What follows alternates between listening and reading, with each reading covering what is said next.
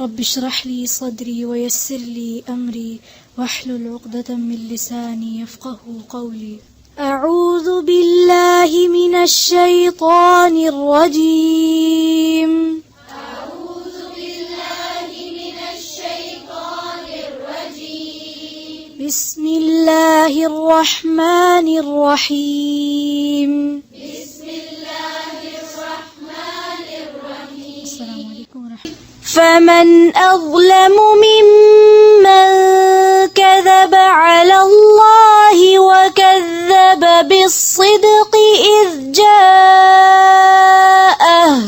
فمن أظلم ممن كذب على الله وكذب بالصدق إذ جاءه. أليس في جهنم مثوى للكافرين. أليس في جهنم مثوى للكافرين. والذي جاء بالصدق وصدق به أولئك هم المتقون. والذي جاء بالصدق وصدق به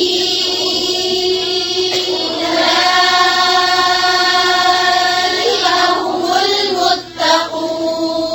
لهم ما يشاءون عند ربهم. لهم ما يشاءون عند ربهم. ذلك جزاء المحسنين. ذلك جزاء المحسنين. ليكفر الله عنهم أسوأ الذي عملوا ويجزيهم ليكفر الله عنهم أسوأ الذي عملوا ويجزيهم أجرهم بأحسن الذي كانوا يعملون. ويجزيهم أجرهم بأحسن الذي كانوا يعملون. أليس الله بكاف عبده أليس الله بكاف عبده ويخوفونك بالذين من دونه ويخوفونك بالذين من دونه ومن يضلل الله فما له من هاد. ومن يضلل الله فما له من هاد ومن يهد الله فما له من مضل. ومن يهد الله فما له من مضل.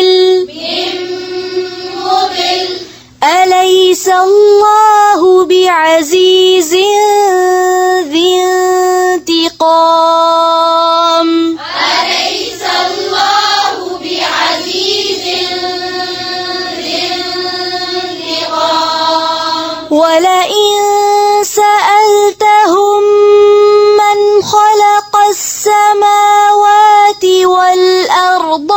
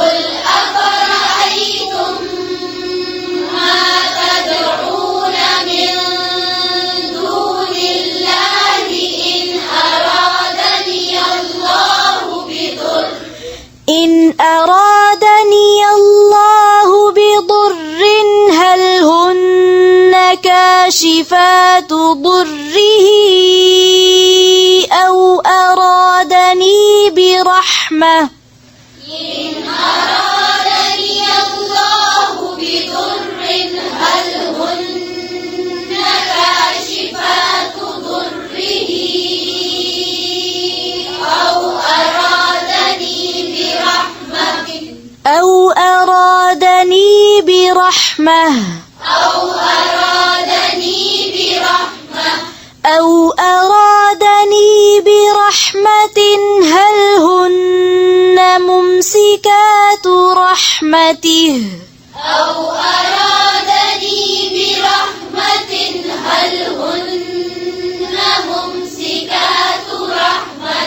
قل حسبي الله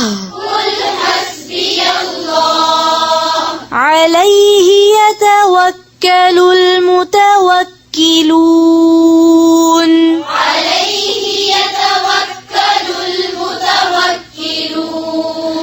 قل يا قوم اعملوا على مكانتكم إني عامل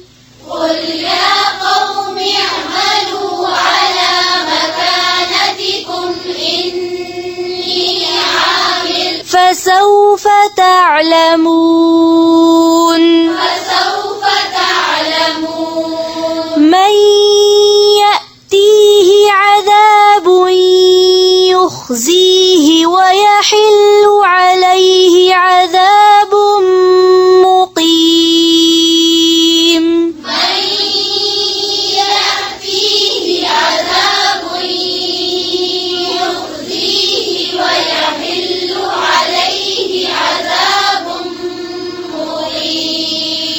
إنا أنزلنا عليك الكتاب للناس بالحق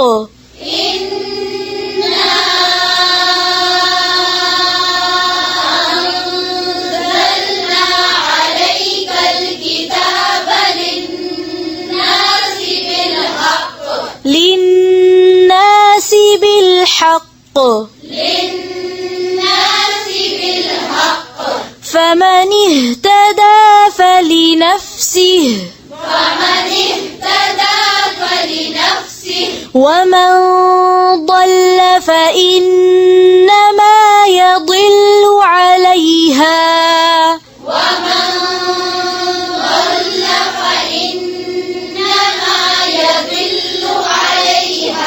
وما أنت عليهم بوكيل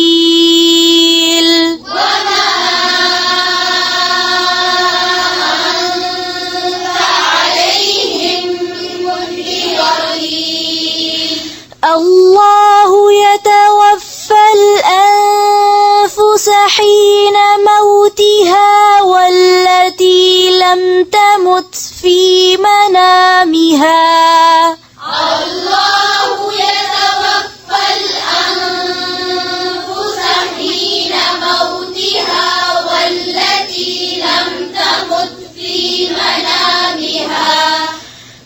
فيمسك التي قضى عليها الموت ويرسل الأخرى إلى أجل مسمى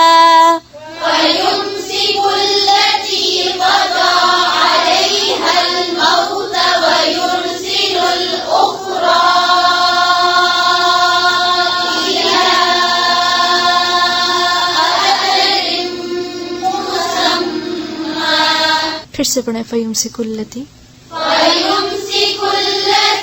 قضى عليها الموت ويرسل الأخرى إلى أجل مسمى إن في ذلك لآيات لقوم يتفكرون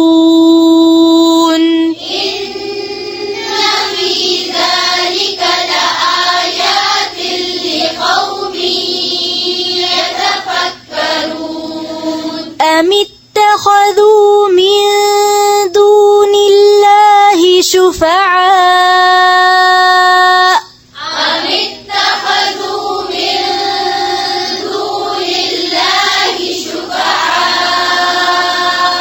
قل أولو كانوا لا يملكون شيئا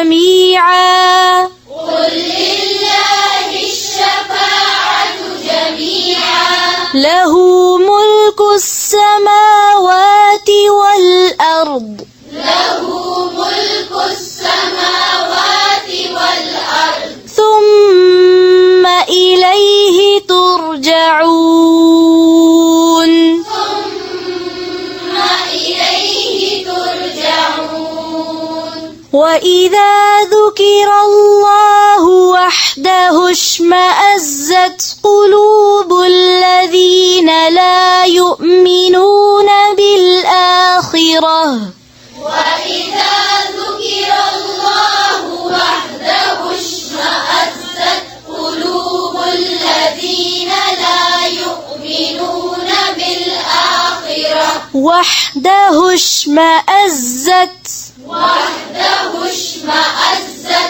وإذا وإذا ذكر الله وحده اشمأزت قلوب الذين لا يؤمنون بالآخرة قلوب الذين لا يؤمنون بالآخرة قلوب الذين لا يؤمنون بالآخرة وإذا ذكر الذين من دونه إذا هم يستبشرون وإذا ذكر الذين من دونه إذا هم يستبشرون قل اللهم فاطر السماوات والأرض عالم الغيب والشهادة قل اللهم فاطر السماوات والأرض عالم الغيب والشهادة عالم الغيب والشهادة أنت تحكم بين عبادك فيما كانوا عالم الغيب والشهادة أنت تحكم بين عبادك فيما كانوا فيه يختلفون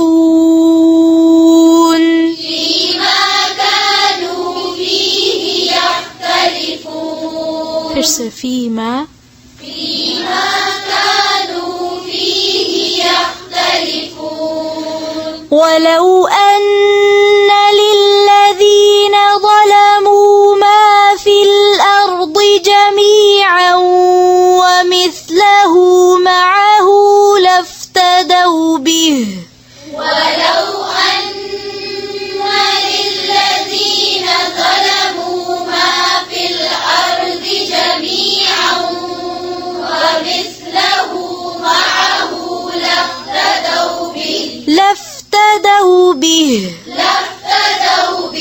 لافتدوا به من سوء العذاب يوم القيامة لافتدوا به من سوء العذاب يوم القيامة وبدا لهم من الله ما لم يكونوا يحتسبون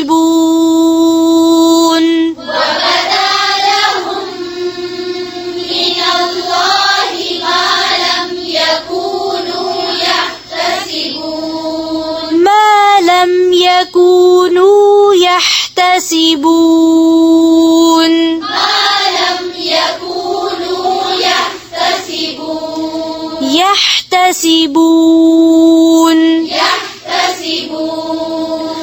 وبدا لهم سيئات ما كسبوا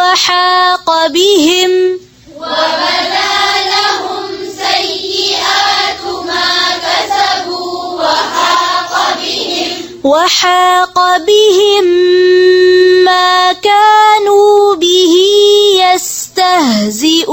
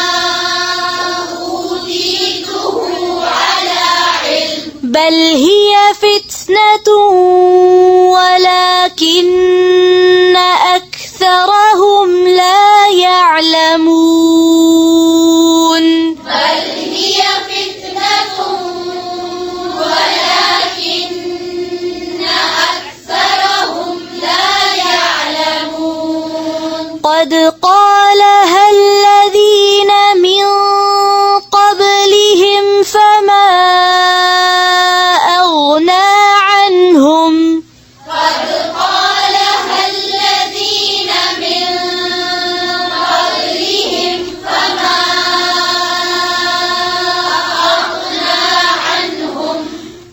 فما أغنى عنهم ما كانوا يكسبون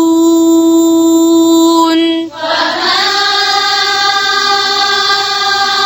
أغنى عنهم ما كانوا يكسبون فأصابهم سيئات ما كسبوا فأصابهم سيئات ما كسبوا والذين ظلموا من هؤلاء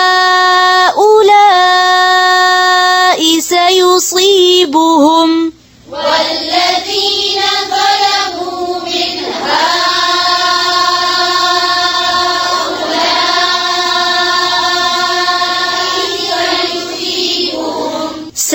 سيصيبهم سيئات ما كسبوا وما هم بمعجزين سيصيبهم سيئات ما كسبوا وما هم بمعجزين أولم يعلموا أن الله يبسط الرزق لمن يشاء ويقدر أولم يعلموا أن الله يبسط الرزق لمن يشاء ويقدر إن في ذلك لآيات لقوم يؤمنون إن في ذلك لآيات لقوم يؤمنون शुरू से खोने सबक और इंशाल्लाह जितने भी हमने रूल्स किए थे तजवीद के थोड़े थोड़े हम इसको रिवाइज कर लेते। फमन अज़लमु किस चीज की एग्जाम्पल है यहाँ पर? ठीक है, क्या हो रहा है? इजहार। क्यों हो रहा है?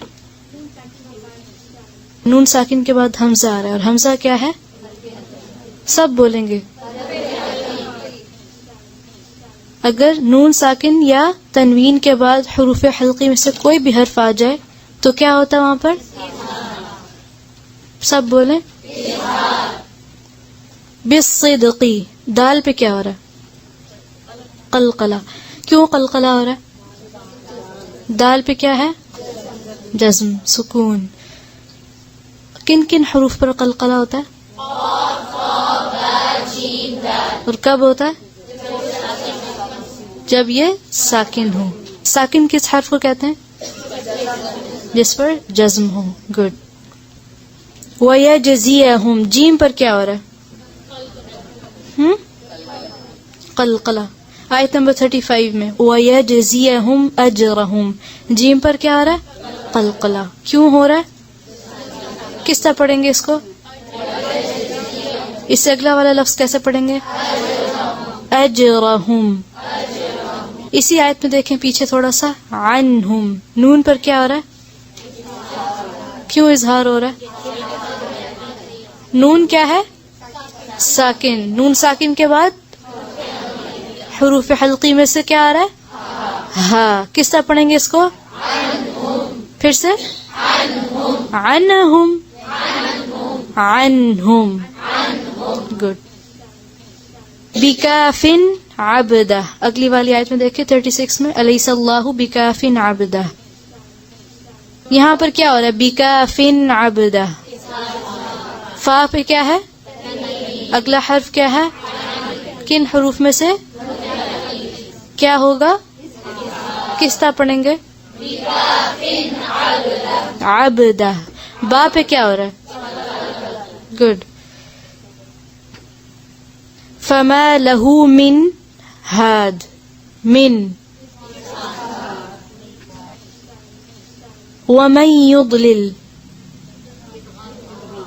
ادغام. کیسے ادغام ہو رہا ہے؟ نون کیا ہے اور آگے کیا ہے؟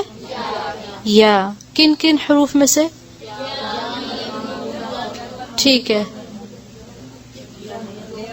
حروف ادغام جیسے کہتے ہیں ادغام بغیر غنہ اور بغنہ. ٹھیک ہے، غنے کے ساتھ اور بغیر غنے کے ساتھ اگر سب حروف کو ملا لیا جائے تو ایک ورڈ کیا بنتا ہے؟ یرملون. تو حروف یرملون میں سے کیا ہے یہاں پر؟ مشکل چیز بتائیے میں نے. من خلق. کیا ہو رہا ہے یہاں پر؟ ٹھیک ہے. یہاں پیچھے آیت نمبر 37 میں دیکھیں الیس اللہ. یہاں پر اللہ کا لام کیسے پڑھیں گے؟ کیوں؟ اللہ کے لام سے پہلے کیا آ رہا ہے؟ زبر. گڈ. آیت نمبر 38 میں دیکھیں جو پہلا والا اللہ کا نام آ رہا ہے اس کو کس طرح پڑھیں گے؟ نرمی سے. سختی سے بھی پڑھتے ہیں. اس میں جلالہ کا رول کیا ہے؟ یا اس کو موٹا کرتے ہیں یا باریک. یہ نرمی سختی تو یہاں پہ ہے ہی نہیں. تو آپ سے صرف یہ پوچھوں کہ یہاں پر اللہ کا نام کیسے پڑھا جائے گا؟ باریک پڑھا جائے گا؟ موٹا پڑھیں گے. لَيَقُولُنَّ اللَّهُ. ٹھیک ہے، شاباش. اور اس کے اگلا والا جو ہے دون اللہ. ویری گڈ. اس کو کیسے پڑھیں گے؟ کیوں؟ اللہ کے نام سے پہلے والے حرف پہ زیر ہے. شاباش. حروف حلقی کون کون سے ہیں؟